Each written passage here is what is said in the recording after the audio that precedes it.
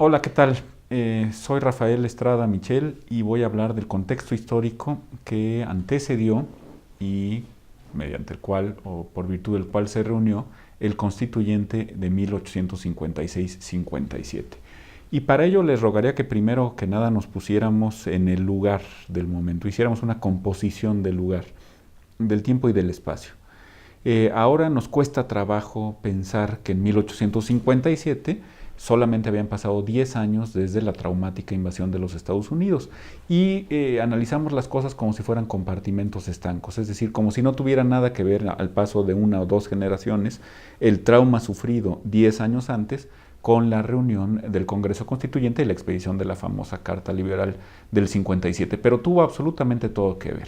Les suplicaría que nos colocáramos en ese momento, insisto, traumático, en los discursos que se pronuncian en la Alameda de la Ciudad de México, en las diversas capitales de la República, en 1848, 1849, hablan de un optimismo hacia la joven república que se había evaporado de manera muy rápida, es decir, las fuerzas invasoras norteamericanas habían logrado el cometido no solo de que perdiéramos la mitad del territorio nacional, sino también de que la moral mexicana quedara por los suelos. En ese sentido tiene mucha razón el profesor Brian Habnett cuando se refiere a la guerra del 47 como una guerra por el dominio del espacio no solo geográfico, sino cultural y simbólico del espacio norteamericano. En fin, la guerra norteamericana, la guerra de Norteamérica había traído ese trauma y además que se evaporara, había implicado que se evaporara todo el optimismo que había acompañado a la República desde la obtención de la independencia, no como república sino como imperio en 1821 hasta el año 1847 o 48, suscripción de los tratados de Guadalupe Hidalgo. En medio de todo este pesimismo, en medio de esta realidad que se imponía a México de manera atroz, diría yo, y además en medio de una bancarrota bastante significativa, los discursos de los moderados y de los puros, no solo en las ceremonias de la independencia de los días 16 de septiembre en las alamedas y plazas centrales de la República, sino los discursos que se alcanzaban a escuchar en el Congreso, o en los congresos. Recordemos que todavía tuvimos una etapa de República Federal a raíz de la expedición del Acta de Reformas de 1847, no dejan lugar a dudas. El país estaba sometido y estaba sometido sobre todo a una crisis de viabilidad y de optimismo entre los principales actores. Piensen ustedes en los discursos de Arriaga, de Ramírez, del bando conservador, de Cuevas, de José Fernando Ramírez también, en fin, tanto liberales como conservadores llegaban a diagnósticos muy poco positivos en torno a lo que podía ser México en las siguientes décadas, incluso diría yo a la viabilidad del país como tal. En 1853, Lucas Alamán, el jefe del Partido Conservador y la gran cabeza intelectual alternativa al federalismo y al liberalismo,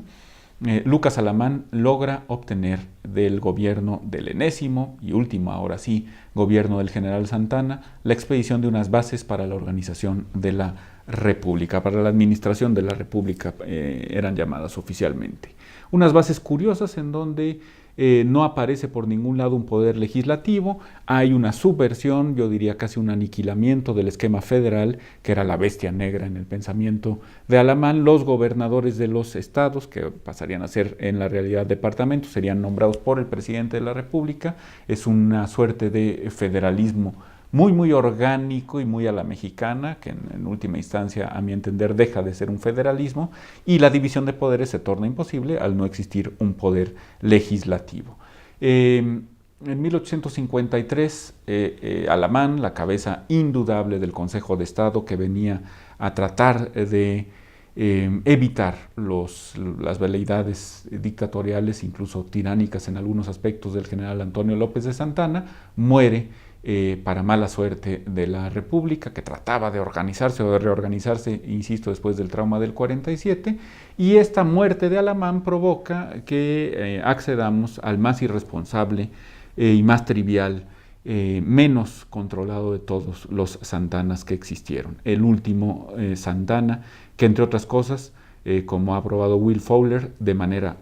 no exenta de cierta habilidad política y diplomática, vende la mesilla a los Estados Unidos, lo cual despierta de nueva cuenta todo el trauma de 5 o 6 años antes. La venta de la mesilla, además de la encarcelación y exilio de los principales cabecillas jóvenes, por cierto, muy jóvenes del bando liberal,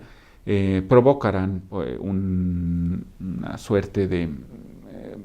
literalmente estado prácticamente de rebelión en todo el país, y eso es lo que va a generar la expedición del Plan de Ayutla y el levantamiento de los libres en el estado suriano de Guerrero en 1854. En efecto, el coronel Florencio Villarreal se levanta en Ayutla el 1 de marzo de 1854. Como sabemos, el Plan de Ayutla será reformado por Ignacio Comonfort, que por feliz casualidad, dicen las reformas de Acapulco, se hallaba en la plaza de Acapulco en ese momento, y será reformado unos días después, 11 de marzo del propio año 54. La feliz casualidad implicaba que Comonfort, aunque estaba en el semi-retiro, cuando no en la totalidad del retiro, se puede hacer cargo con una autoridad mucho mayor a la que tenía Villarreal del movimiento y del alzamiento contra Santana, y además se logra tener comunicación con los liberales exiliados,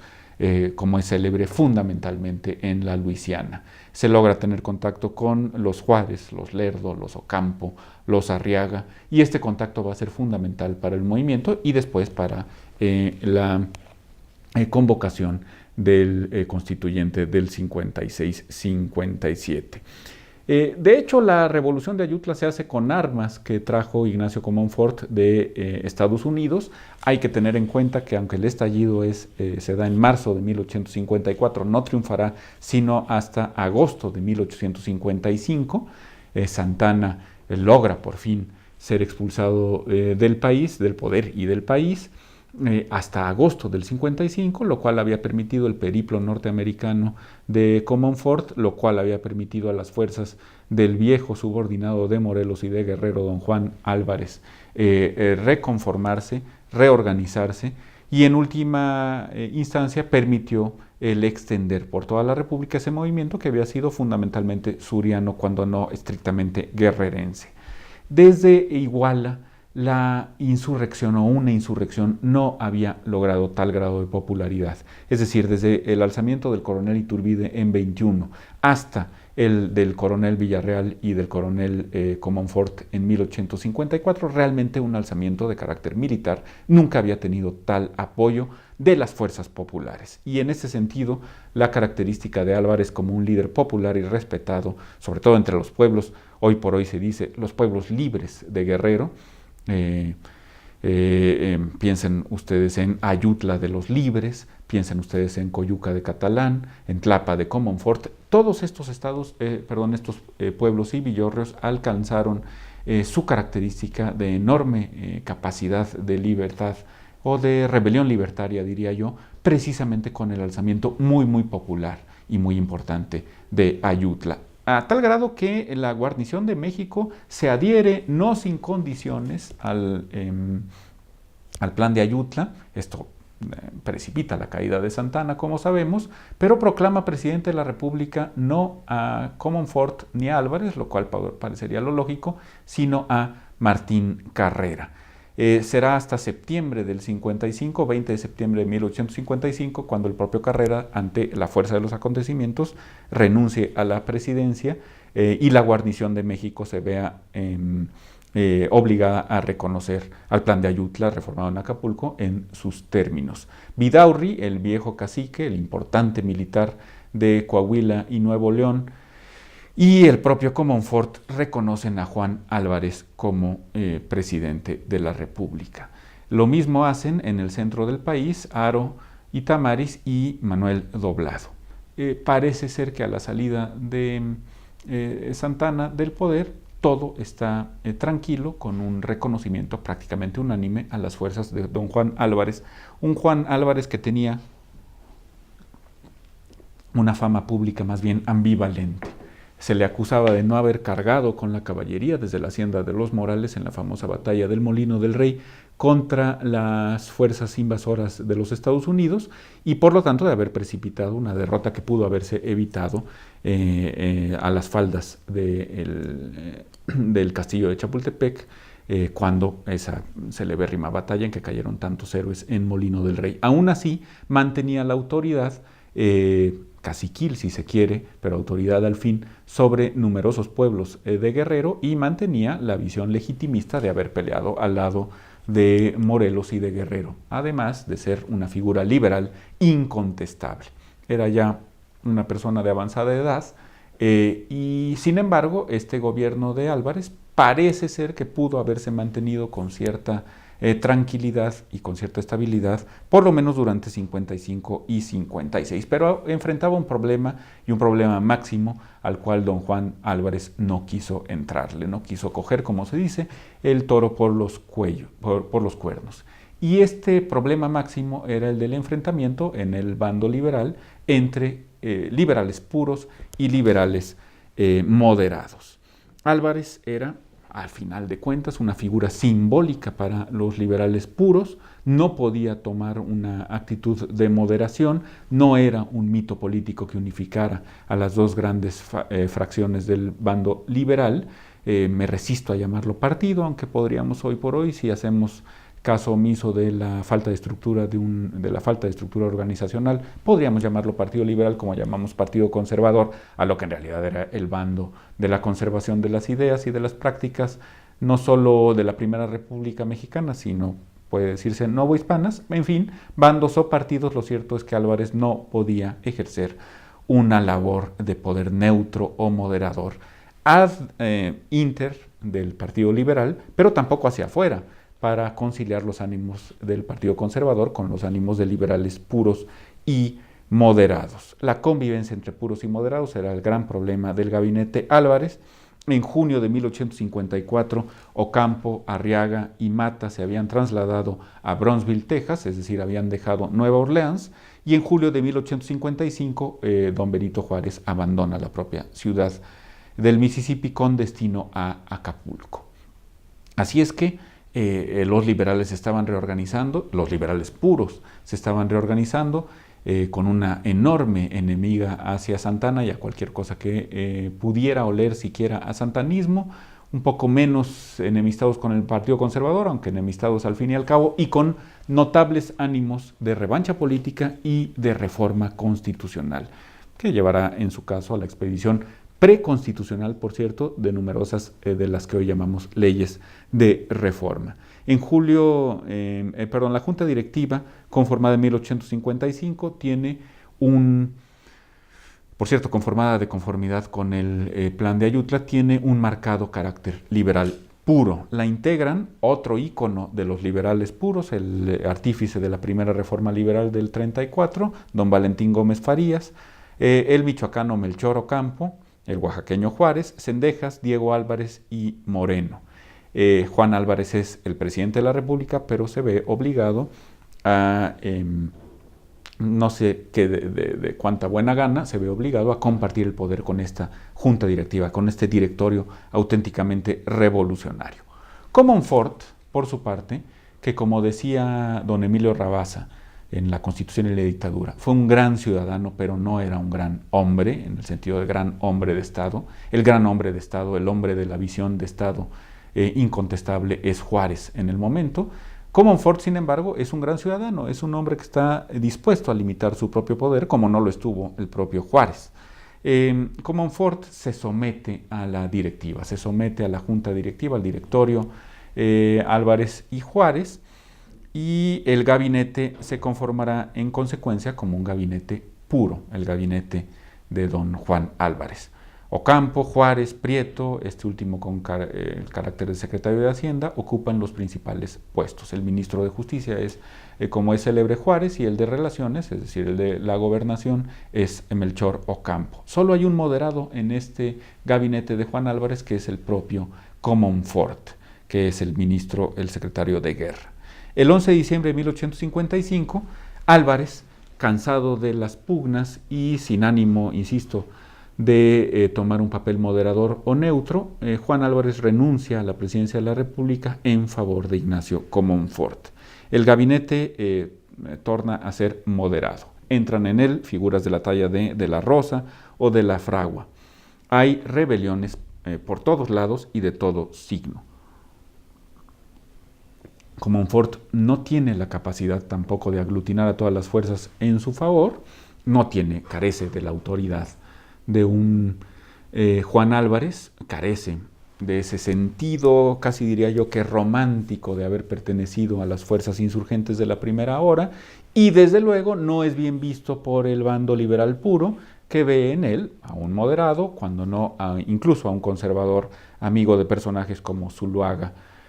o tiempo después como el propio Miguel Miramón, que será el presidente que se alterne por parte del bando conservador con Juárez como presidente de la República legitimista y en nombre de la Constitución del 57. Pero estamos todavía mucho antes de la propia Constitución del 57. Estamos hablando del gabinete Comonfort y estamos hablando de cómo este gabinete precipitará, cosa curiosa, la expedición de las leyes de reforma y después el advenimiento del Congreso Constituyente y por lo tanto la expedición de la Constitución del 57 que el propio Comonfort desconocerá por impedirle gobernar, como es célebre, y dará pie a la Guerra de 3 años y al gobierno legitimista, al primer gobierno legitimista de don Benito Juárez. Pero antes, ¿cuáles son estas leyes de reforma que se expiden bajo las presidencias de Álvarez y de Comonfort? Bueno, está la celebérrima Ley de Administración de Justicia, la llamada Ley Juárez. En medio de tantas rebeliones tuvo el tino el ministro de Justicia de proponer una legislación que llamaría a acabar con los fueros y con los privilegios de carácter jurisdiccional en materia civil para el orden clerical y para el orden militar, para el orden castrense, con lo cual se llegaba a una vieja reivindicación del Partido Liberal en sentido individualista, es decir, la igualdad ante la ley y la igualdad ante los tribunales de carácter natural, que nadie pudiera ser juzgado por tribunales especialísimos, al menos en lo que se refiere al fuero estrictamente civil. Está la ley Lerdo de desamortización de las propiedades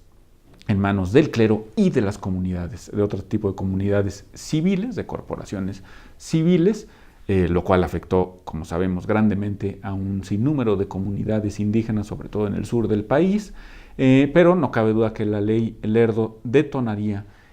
un inicio, un atisbo de capitalismo agrario nacional,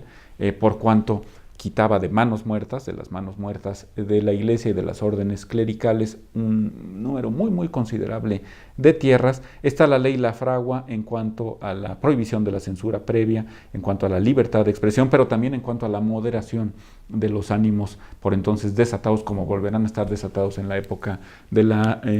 República Restaurada, los ánimos de los periodistas y de los comunicadores, desatados en concreto en contra del gobierno de Comonfort, que encima tenía que soportar rebeliones y azonadas militares casi por todo el país, como ha quedado dicho, y todo esto llevaría a la expedición de una ley preconstitucional, de una ley fundamental preconstitucional, que será el Estatuto Orgánico Provisional del 15 de mayo de 1856, el Estatuto Comonfort. Vamos a hablar un poco de este Estatuto Comonfort porque es el que va a dar pie a la convocatoria del Congreso Constituyente del 56-57, a pesar de que estaba prevista tal convocatoria desde los primeros atisbos de rebelión en Ayutla. Pongamos un poco de orden a nuestro razonamiento. Existían las bases para la organización de la República de Alamán, habían sido desconocidas por el Plan de Ayutla, se tenía que convocar a un Congreso, no solo constituyente, sino al propio Congreso ordinario, que, como ha quedado dicho, había sido desconocido por aquellas bases. Existía un Congreso en funcionamiento más o menos cotidiano en tiempos de Álvarez y de Comonfort, pero no existía un equilibrio de poderes, algo que pudiera permitir la gobernabilidad del país, como vio muy bien este gran ciudadano que fue Ignacio Comonfort, y no había forma de heterolimitar, es decir, limitar mediante poderes externos el poder presidencial, que de suyo quería limitado y contenido el propio Comonfort. En esto está su característica de gran ciudadano que decía Rabasa. No había más forma que imponer la propia voluntad y hacer que los otros poderes funcionaran. Parecía un contrasentido. El acta de reformas del 47, que recordemos ahora un poquito de historia constitucional, había traído a la vida constitucional de nueva cuenta la primera constitución federal y republicana del país, que fue la constitución de 1824, había establecido para toda la república el juicio de amparo de la mano de Otero y de Rejón, había permitido un tímido atisbo de división de poderes por cuanto le daba un papel relevante al Poder Judicial y reconocía el papel importante que tenían las cámaras del Congreso. Bueno, pero esta acta de reformas no permitía la gobernabilidad y no permitía el desarrollo, ni siquiera contemplaba la expedición de las leyes de reforma, la ley Juárez, la ley Ocampo, la ley Lerdo, la Fragua que ya hemos mencionado, no permitía que fluyera esta gran fruición legislativa que tenía el bando de los puros dentro de los liberales. Todo esto lo vio con buen sentido Comonfort y por lo tanto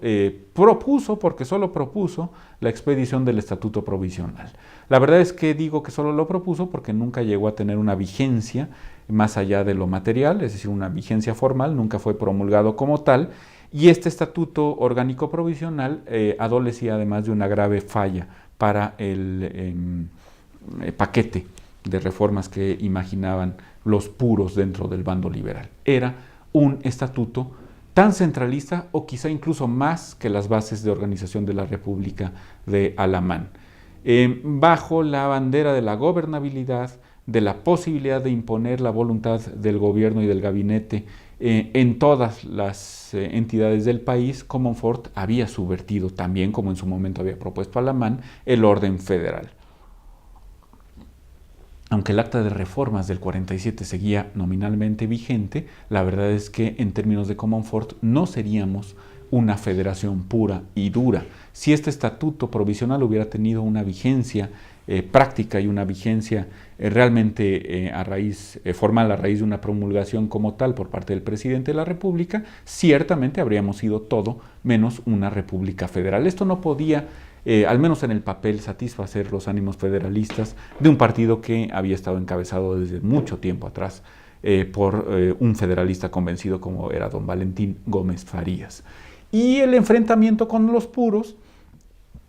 trajo como consecuencia la necesidad de convocar al Congreso Constituyente, que, insisto, se preveía desde Ayutla, que había sido una de las principales banderas de Villarreal, de Álvarez y del propio Comonfort, lo antes que fuera posible. Con elecciones más o menos combatidas, más o menos polémicas, pero elecciones al fin y al cabo, por lo menos en el sustrato formal, quedó conformado el Congreso Constituyente con la idea muy específica de dictar una nueva constitución. Aunque esa era la idea primordial, la verdad es que casi de inicio se planteó la vuelta a la Constitución de 1824 porque el partido moderado, el bando moderado dentro del Partido Liberal, por mejor decir, tenía una mayoría, por lo menos numérica, no ideológica, en aquella asamblea. Así es que los diputados lo primero que analizaron es si valía la pena expedir una nueva constitución o traer a la vida, hacer renacer el orden constitucional del 24 reformado en el 47 y hacerlo efectivo, más allá de bases para la administración de la República o de estatutos provisionales. Esto era un golpe muy definitivo a Comonfort y el golpe final lo dio la Comisión de Constitución, encabezada por Arriaga, por don Ponciano Arriaga, cuando afirmó: no, lo que necesitamos es una nueva constitución que permita incorporar al orden constitutivo de la República las leyes de reforma que se expidieron, como hemos visto, con mayor o menor aquiescencia del propio presidente Comonfort, y que permita transitar hacia un federalismo verdadero y una república de libertades en donde el Congreso, como representante de la soberanía popular, tenga una preeminencia prácticamente absoluta por encima del poder ejecutivo y del poder legislativo. Tanto es así que la Constitución del 57, como es célebre, terminará por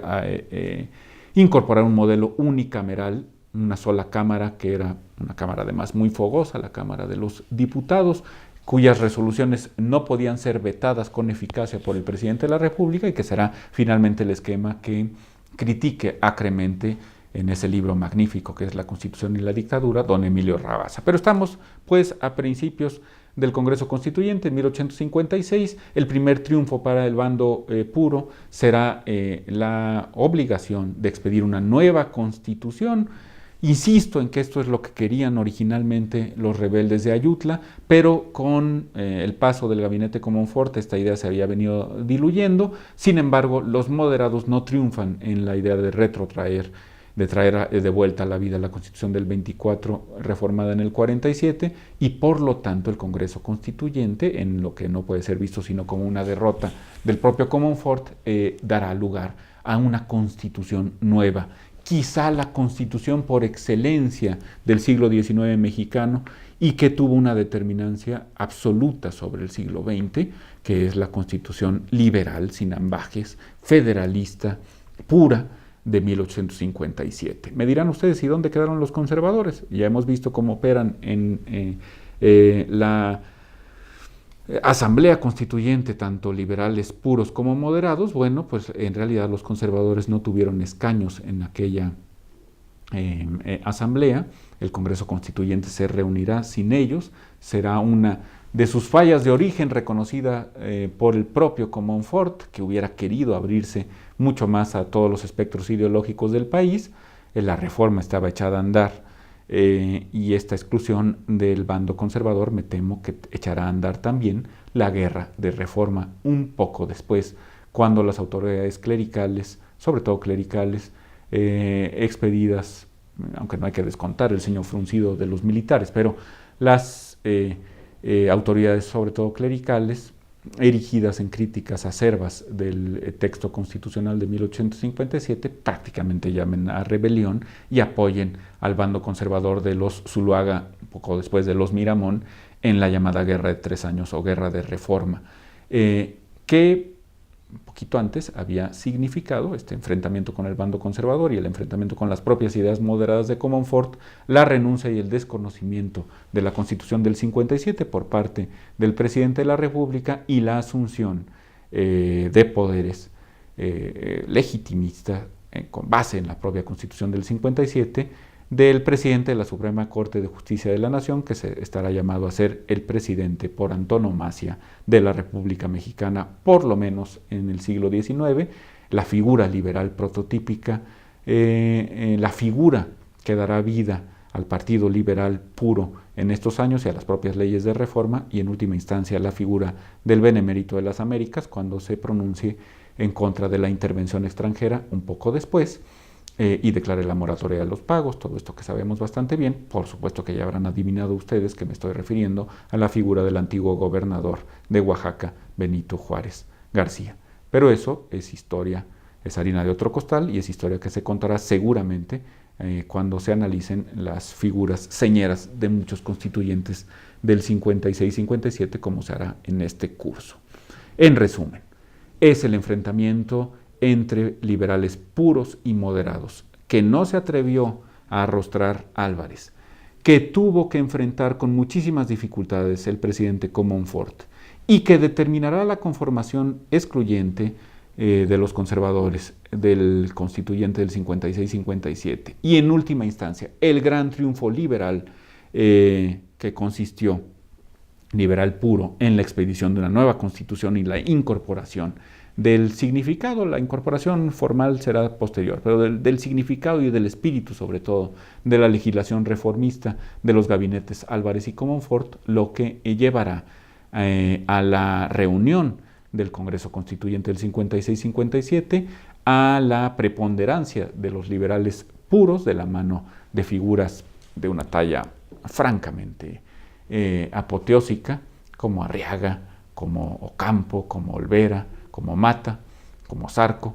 y posteriormente a la expedición de la Carta Fundamental del 57, a la diatriba contra esta propia Carta Fundamental y a la guerra que nos tuvo enfrentados durante 3 años en una primera etapa, y después, ya con la intervención extranjera, durante 7 años más. Esos 10 años tremendos que van en México desde el 57 hasta la entrada triunfal republicana de Juárez y de Díaz a la Ciudad de México en 1867. Por su atención, muchísimas gracias.